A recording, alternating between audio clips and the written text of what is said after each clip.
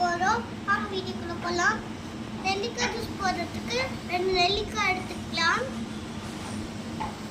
அது சின்ன சின்ன பீஸா கட் பண்ணி நெல்லிக்காய் போட்டுக்கலாம் மிக்ஸி ஜார்ல. சின்ன இஞ்சி இது போட்டுக்கலாம். கொஞ்சம் கருவேப்பிலை எடுத்துக்கலாம்.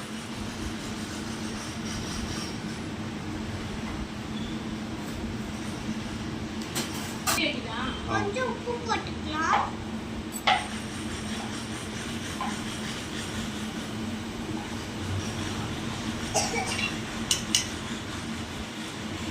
போட்டுட்டு அரைச்சிக்கலாம்.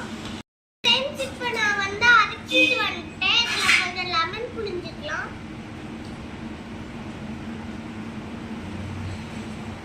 லெமன் புழிஞ்சிட்டு இப்போ நான் அதில் நல்லா மிக்ஸ் பண்ணிக்கலாம்.